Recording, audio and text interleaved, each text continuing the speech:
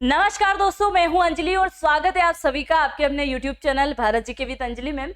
और आज के सेशन में हम चर्चा करने वाले हैं, भारत ने हाल ही में रोक दिया है रावी नदी का पानी, जो कि किस तरफ जाता था, पाकिस्तान की तरफ जाता था। या यूं कहें कि पाकिस्तान की जमीन जो है पूर्णतः बंजर बनाने में अब हाथ किसका है, भारत का होने वाला है।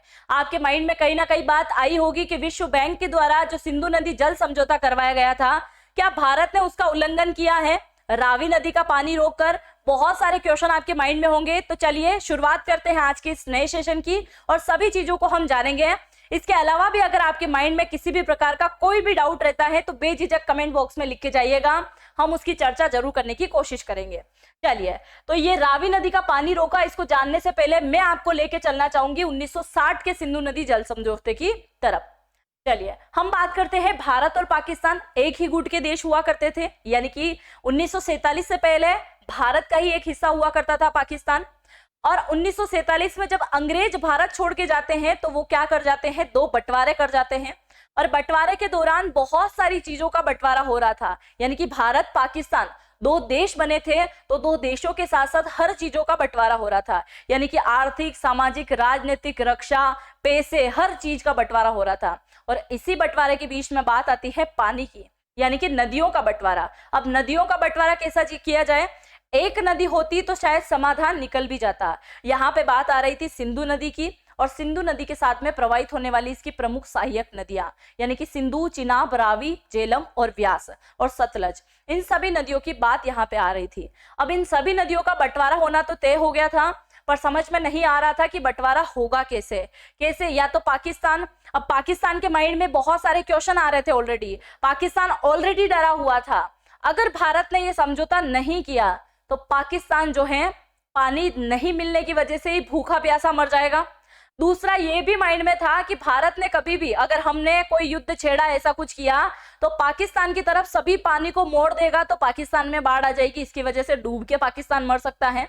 बहुत सारे क्वेश्चन थे, तो हम शुरुआत इसी चीज की कर रहे हैं जानने की। तो हुआ क्या था, सभी कुछ चीजों का बंटवारा हो रहा था और बंटवारे को लेके पानी का बंटवारा सामने आता है। और उसी समय क्या होता है, अयूब खान जो कि प्रधानमंत्री होते हैं कहाँ के, पाकिस्तान के, उनके द्वारा क्या किया जाता है, 1959 में पाकिस्तान के प्रधानमंत्री अयूब खान ढाका की तरफ जा रहे थे और ढाका की तरफ जाते हुए उन्होंने अपना रुख जो है दिल्ली की तरफ मोड़ लिया। और दिल्ली की तरफ मोड़ने के बाद में वो पहुंच जाते हैं पंडित जवाहरलाल नेहरू से मिलने के लिए, जो कि पालम करके एक क्षेत्र होता है जहां पंडित जवाहरलाल नेहरू और अयूब खान की एक मीटिंग तय होती है। और उसी मीटिंग के तहत इनकी वार्ता चलती है 2 घंटे की। और उसके बाद कुछ समय निकलने के बाद में भारत के प्रधानमंत्री पंडित जवाहरलाल नेहरू को आमंत्रित किया जाता है पाकिस्तान बुलाने के लिए, ताकि एक समझौता किया जाए। और समझौते के तहत, क्योंकि भारत ने पहले ही सोचा था कि ठीक है, हमारा पड़ोसी देश है, हम इसके साथ में गलत नहीं करेंगे, इसको पानी की डिमांड है, हम जरूर दे देंगे। और उस तरफ से पाकिस्तान को लगता था कि हम अगर भारत के सामने किसी भी प्रकार का लालच रखेंगे तो ये जरूर से मान जाएगा। और उसी चीज के चलते ये काफी हद तक कामयाब भी हुए, और उस चीज के चलते पंडित जवाहरलाल नेहरू को बुला दिया गया पाकिस्तान के अंदर, और ये पाकिस्तान के अंदर पहुंच जाते हैं। पर वहां जाके देखते हैं पंडित नेहरू कि उनका ऐसे गर्मजोशी से स्वागत जो होना चाहिए था वैसा नहीं हुआ है।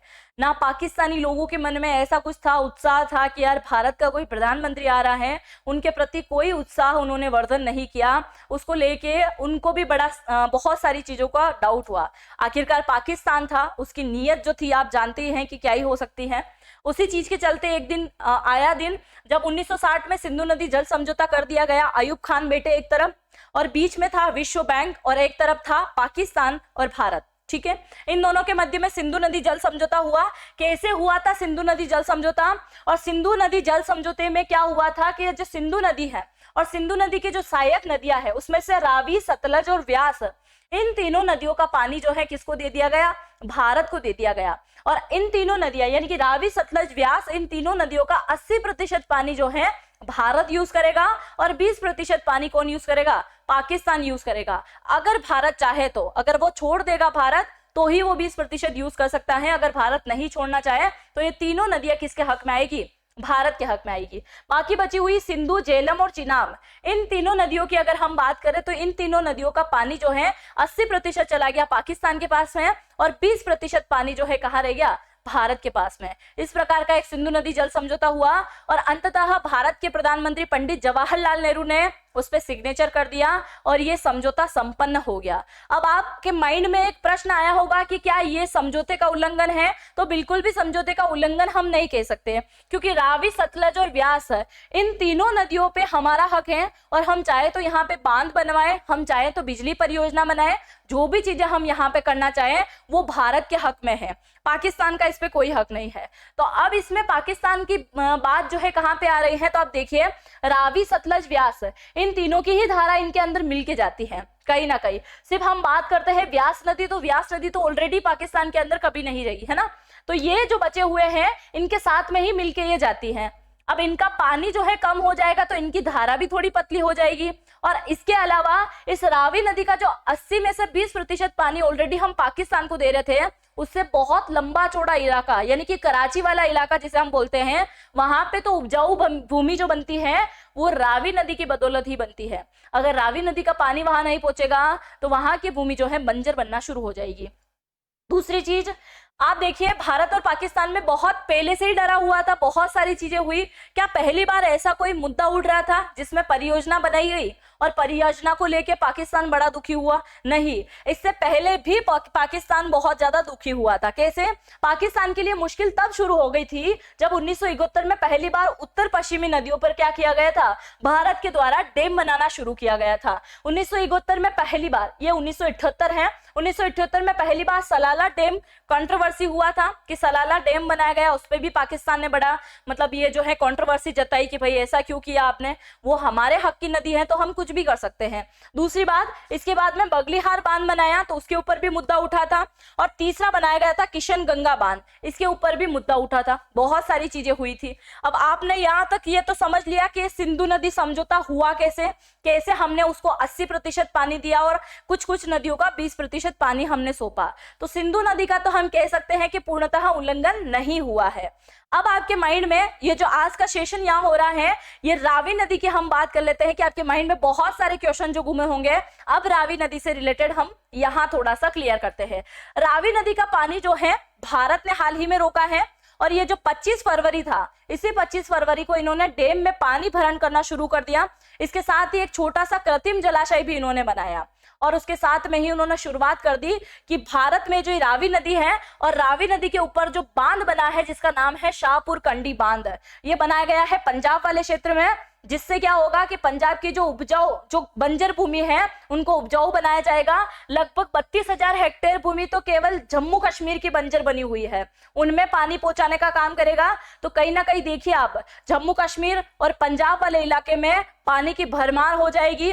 यानी कि यूं कहें कि ऐसी भूमि जो बिल्कुल बंजर पड़ी हुई थी कितने ही वर्षों से, उनमें अब पानी चला जाएगा और वो जो है थोड़ा सा हम कह सकते हैं कि वहां पे एक छोटी सी हरित क्रांति भी आ जाएगी। उसी चीज के चलते देखिए रावी नदी का पानी पाकिस्तान न जाकर पंजाब और कश्मीर की बंजर भूमि की तरफ जाएगा और वहां पे पानी पहुंचाने का काम करेगा। इसके साथ ही केंद्र सरकार ने 2018 में इस परियोजना को, इस बांध को बनाने का काम शुरू किया गया था, जो कि अभी हाल ही में 2024 में संपन्न हुआ और संपन्न होने के बाद में 25 फरवरी से इसका काम शुरू हो गया है। और 25 फरवरी से आप मान सकते हैं कि 25 फरवरी का वो दिन जिस दिन से रावी नदी का पानी पंजाब और कश्मीर की तरफ मोड़ दिया गया था, अब यह पानी पाकिस्तान की तरफ कभी नहीं जाएगा। और उसी चीज के चलते 25 फरवरी को बांध में पानी भरा गया। रावी नदी का पानी तवा नदी की सहायता से लोगों के खेतों तक पहुंचाने का काम किया जाएगा। यानी कि पंजाब का जो इलाका है उसकी हम बात करें तो तवा नदी से पहुंचाया जाएगा। इसके अलावा रावी नदी पर विद्युत परियोजना भी बनाई गई है।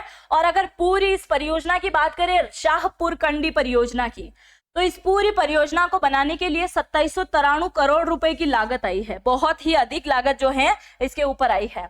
इसके अलावा हमने जाना था ना सिंधु नदी जल समझौता, तो रावी नदी का पानी 80% भारत यूज करेगा और 20% या कुछ हिस्सा हम चाहे तो वो यूज कर सकता है पाकिस्तान, जो कि अब हम नहीं चाहते हैं, इसलिए पाकिस्तान यूज नहीं कर सकता।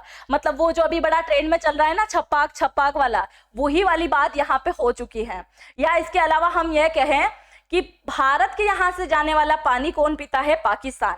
वहां उनके हरित क्रांति लहर आ जाती है, यानी कि हरियाली बहुत होती है। वहीं से बच्चा बड़ा होता है, खाता पीता, और एक दिन आतंकवादी बन के भारत पे ही अटैक करने के लिए आता है। मतलब अन्न भी तुम भारत का खाओ, पानी भी तुम भारत का पियो, और अंततः अटैक भी तुम भारत के ऊपर ही करो। और उसी चीज के चलते अब भारत ने जो डिसीजन लिया है, इसके लिए हम कह सकते हैं कि पाकिस्तान पहले अनाज के लिए तरस रहा था, अब पानी के लिए भी तरसेगा।